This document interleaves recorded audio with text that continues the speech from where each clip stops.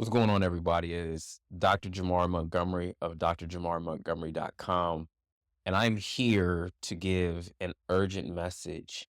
We are in an unprecedented time of warfare here in the world. Over the last few years, we've seen how drones, the same drones that you order off of eBay, order online, the DJI drones, how they're being utilized in warfare. And I've seen some videos of how these drones have been deployed in Ukraine, and it is absolutely terrifying. Absolutely terrifying. To know that all you hear is, the buzz of the drones, and to know that death is nearby, that that drone, if it finds you, the next thing that you will know is that you are dying, that you'll get exploded, right? Well, that was terrifying, of recognizing that we have gotten that creative in warfare that we're able to utilize consumer drones and turn them into weapons delivery platforms. But then the stuff with the pagers in Lebanon and how the Israeli military, Israeli Defense Forces, Israeli intelligence services, Mossad, are likely behind that particular attack. And it got me thinking because, you know, at first when I heard the reports about these pagers exploding, I said, yo, did they hack the firmware and hack the software to make it such that, right, the battery in our phones just overheats and all of a sudden combusts? Like, did they find a way of being able to supercharge the signal that goes there that would cause these things to explode? And I was like, man, that's truly terrifying. Because why? You've literally turned cell phones into bombs. That's terrifying.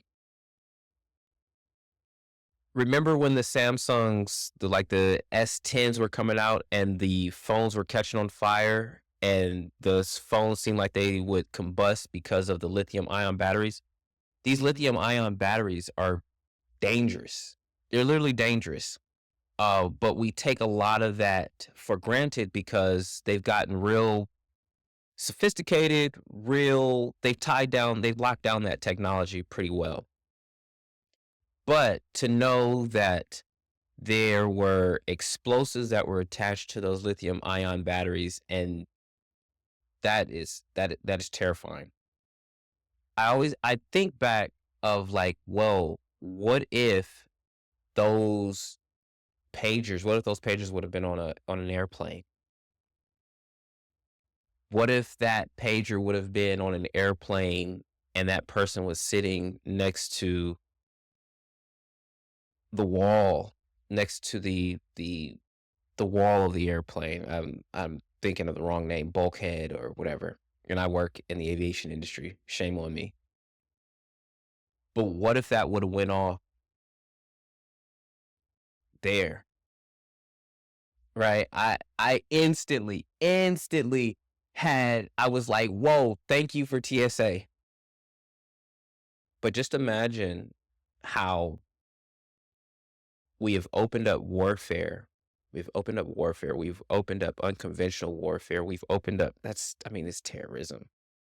Any way that you slice it, it's designed to create terror. It's designed to, there's two aspects of it. There's the actual targeting aspect, and there's the psychological warfare aspect of it.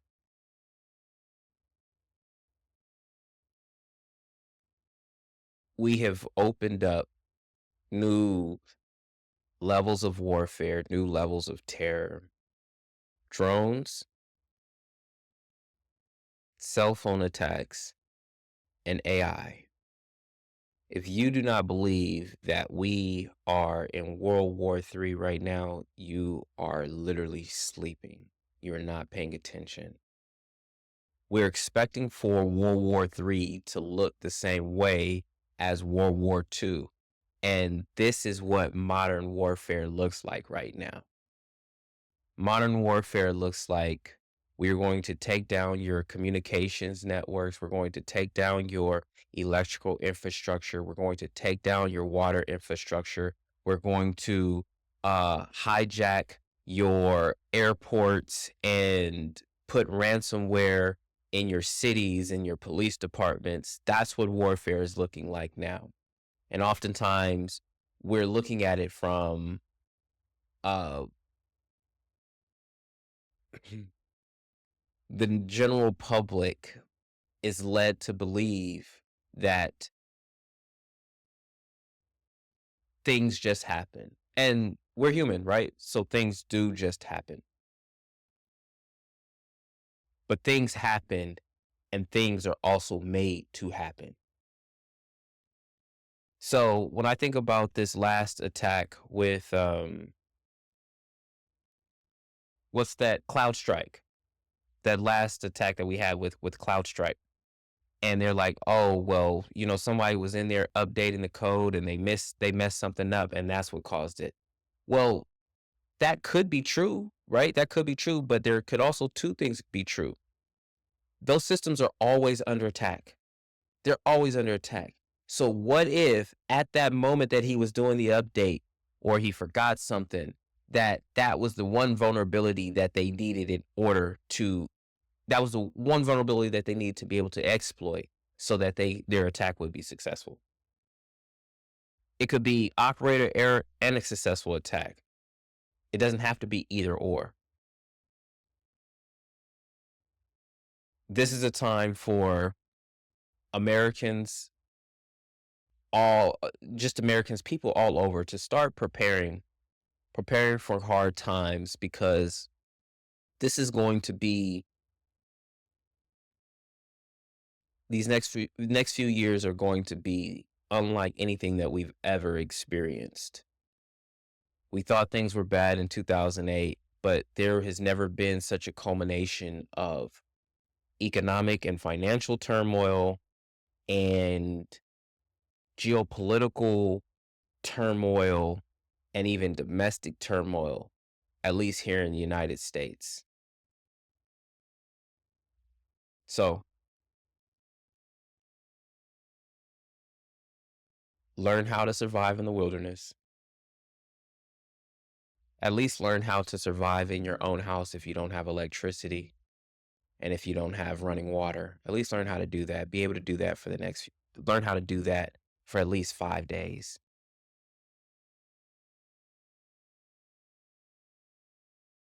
I'll have more for you guys. But take care. Be blessed. Jesus loves you. And I do too.